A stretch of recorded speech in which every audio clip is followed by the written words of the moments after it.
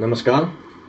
इस पाठ में हम ई जर्नलिज्म पर बात करेंगे। सूचना तकनीकी के अधिकाधिक प्रयोग और विशेष रूप से इंटरनेट के फैलाव के कारण सारी दुनिया के दृष्टिकोण में तेजी से बदलाव आ रहा है।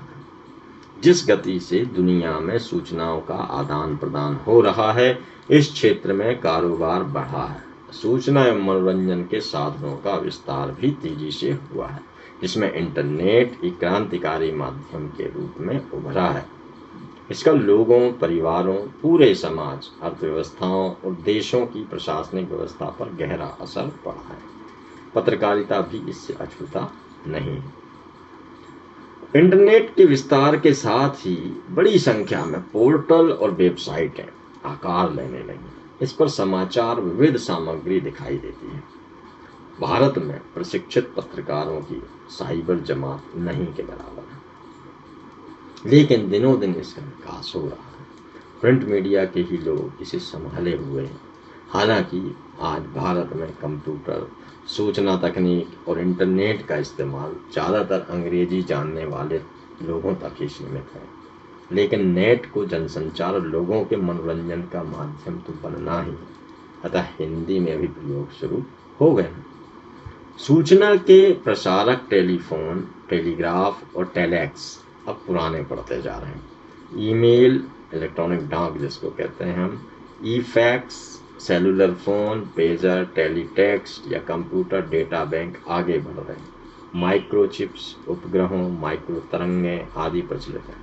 इंटरनेट की बहुआयामी सक्रियता और तकनीकी कौशल को समाचारों की विशाल दुनिया से जोड़कर सूचना जगत में उस क्रांति का रास्ता आसान कर दिया है, जहां खबर देने वाले और खबर लेने वाले एक दूसरे को अच्छी तरह से समझते हैं, जहां उपभोक्ता को महज सूचना का कूड़ादान नहीं समझा जाता, बल्कि उसे उसकी रुचि के मुताबिक ठोस सूचनाएं दी जाती हैं।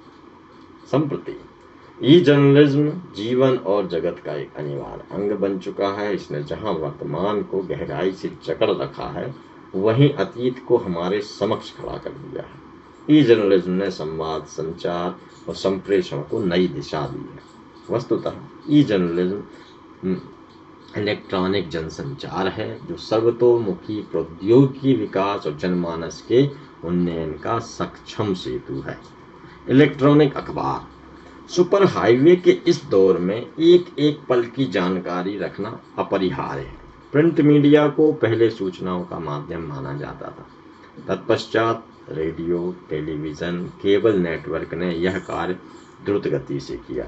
संप्रति इलेक्ट्रॉनिक अखबार इन दोनों माध्यमों से 2 कदम आगे निकल चुका है।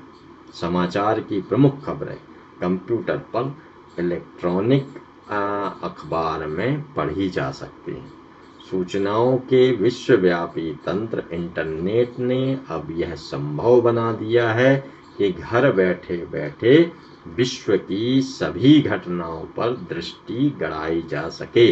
इसके साथ साथ दिन प्रतिदिन की घटनाओं को पाठकों तक पहुंचाने की महत्वाकांक्षी योजना का नाम ही इलेक्ट्रॉनिक अखबार है।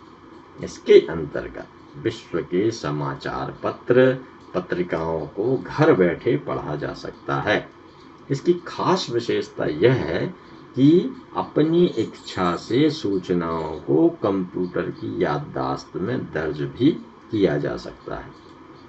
फुल, डायल अप और गेट के कनेक्शन, इन 3 रूपों में इलेक्ट्रॉनिक अखबार उपलब्ध होता है। फुल कनेक्शन का अर्थ यह है कि कंप्यूटर सीधे इंटरनेट से जुड़ा हो या पंजीकृत हो। डायल अप से इंटरनेट सूचना संचार तंत्र से जुड़े अन्य कंप्यूटर से वहां के समाचार स्क्रीन पर लाकर पढ़ना संभव है। गेटवे के माध्यम से अन्य सूचनाओं का उपयोग होता है। भारत के महत्वपूर्ण समाचार पत्र इलेक्ट्रॉनिक अखबार के रूप में सुपाठ्य हैं। साइबर पत्रकारिता, आज अनेक दैनिक पत्र इन दिनों इंटरनेट पर उपलब्ध हैं। यह अखबार को उसके ब्रांड शीट कागज पर छपे रूप में देखने पढ़ने से एकदम अलग रूप में। पत्रकारिता मूलतः साइबर स्पेस की पत्रकारिता है। इसकी संरचना, स्वरूप, प्रबंधन, सूचना संकलन, वितरण और संचार सभी इस नए स्पेस से प्रभावित है। पत्र पत्रिकाएं अपनी अपनी वेबसाइटें रखती हैं। कंप्यूटर का बटन दबाते ही इंटरनेट पर वे 24 घंटे उपलब्ध हैं। सूचना के सुपर हाईवे पर भारतीय पत्रकारिता के स्वरूप दृष्टव्य हैं। ज़्यादातर अखबारों को उनकी वेबसाइटों में ही देखा जा सकता है। सभी बड़े अखबार एक साथ देखे जा सकते हैं। इच्छानुसार हाइपर टेक्स्ट में जाया जा सकता है। हिंदुस्तान के साथ वाशिंगटन पोस्ट को भी पढ़ा जा सकता है। मनचाहे हिस्से को डाउनलोड यानी कागज पर उतारा जा सकता है। सूचना के सुपर हाईवे में सूचना इलेक्ट्रॉनिकी वेग से अब समूचे भूमंडल में बनेगी, वितरित होगी, पढ़ी और प्राप्त की जा सकेगी।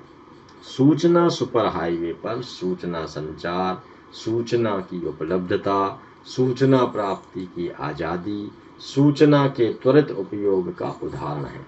केनेथ स्टार द्वारा किंस्टन के अमर्यादित आचरण के विरुद्ध अभियोग पत्र के रूप में तैयार की गई रिपोर्ट जिस वक्त अमेरिकी सीनेट में रखी गई, उसी वक्त वह इंटरनेट, CNN इत्यादि के साथ कई अन्य वेबसाइटों पर उपलब्ध थी। कई भारतीय अखबारों की वेबसाइट पर भी उसकी उपलब्धता थी। वेबसाइट एक अलग तकनीकी मंच तथा चैनल है। अखबार की साज सज्जा को उसके लिए बदलना होता है। छपे हुए समाचार पत्र को एक साथ पूरा का पूरा पृष्ठ अपने नज़रों के सामने आता है। बैनर न्यूज के साथ छोटी मोटी न्यूज स्टोरी पर भी दृष्टि चली जाती है। वेबसाइट पर समाचार पत्र किताब की तरह पढ़ा जा सकता है। प्रथम पृष्ठ, कवर टाइटल, विषय सूची एक के बाद एक आते हैं। ठीक इसी तरह से इंटरनेट पर अखबार भी पढ़ा जाता है। इंटरनेट पर आए समाचार पत्र इंटरएक्टिव माध्यम बन जाते हैं।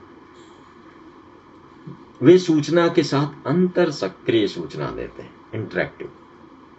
यहाँ सूचना की एडिटिंग अलग तरह से होती है। समाचार पत्रों ने पाठकों का निर्माण किया, जबकि इंटरनेट जन सामान्य को सर्फर में परिणत कर देता है। अखबार प्रसार पर निर्भर करता है, जबकि इंटरनेट पर जितने सर्फर हैं उतने ही हिट्स और उतनी ही वेबसाइट की दृश्यमानता है और उतना ही लाभ। अखबार के प्रसार का निश्चित आंकड़ा है। वेबसाइट पर कोई कटौती नहीं, एक ही सुपर कॉपी सबके लिए होती है। वेबसाइट किसे कहते हैं? वेबसाइट का सामान्य अर्थ है जाल का स्थान। प्रश्न उपस्थित होता है, किसका जाल? तो सूचनाओं का। तकनीकी संदर्भ में यह वेबसाइट शब्द इसी विशेष संदर्भ में प्रयोग होता है। इंटरनेट विश्व भर में फैले एक दूसरे से जुड़े अनेक कंप्यूटरों का संजाल है। इसी इंटरनेट पर एक ऐसा काल्पनिक स्थान है जहां यह माना जाता है कि सूचनाएं संग्रहित हैं। यहीं से कंप्यूटर की सहायता से सूचना प्राप्त करते अथवा भेजते हैं। इस स्थान को साइबर स्पेस कहते हैं। इस स्थान में एक विशेष पता किसी सूचना विशेष को जानने के लिए आवंटित किया जाता है। यही पता विशेष वेबसाइट है। आप इसको इस प्रकार समझा जा सकता है कि इंटरनेट सूचनाओं को संग्रहित करके साझेदारी करने वाला एक सेवा केंद्र है और इस सेवा केंद्र से प्राप्त होने वाली विभिन्न सेवाओं का विशेष काउंटर वेबसाइट है, अर्थात विश्वव्यापी संजाल वर्ल्ड वाइड वेब के अंदर एक विशेष स्थान पर संग्रहित व्यवस्थित सूचनाओं का स्थान वेबसाइट है।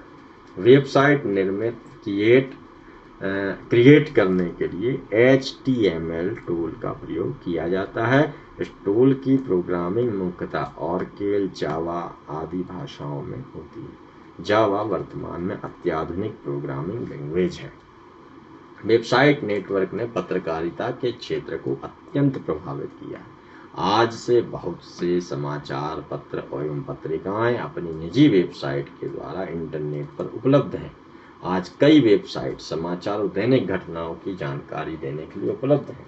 इनके माध्यम से अथवा सहायता से कोई भी समाचार पत्र बिना अपने संवाददाता की प्रतीक्षा करे अब नवीनतम सूचनाओं के साथ छाप सकता है। विदेशों में स्थित संवाददाता बिना समय गवाए घटित घटना का विवरण फोटोग्राफी भेज देते हैं। इस प्रकार हम देखते हैं कि पत्रकारिता के क्षेत्र में वेबसाइट का पदार्पण निश्चित ही वरदान सिद्ध हुआ है। तो आपने देखा कि इस पाठ में, इन तीनों पाठों में हमने इलेक्ट्रॉनिक मीडिया में रिपोर्टिंग कैसे की जाती है इसको समझा।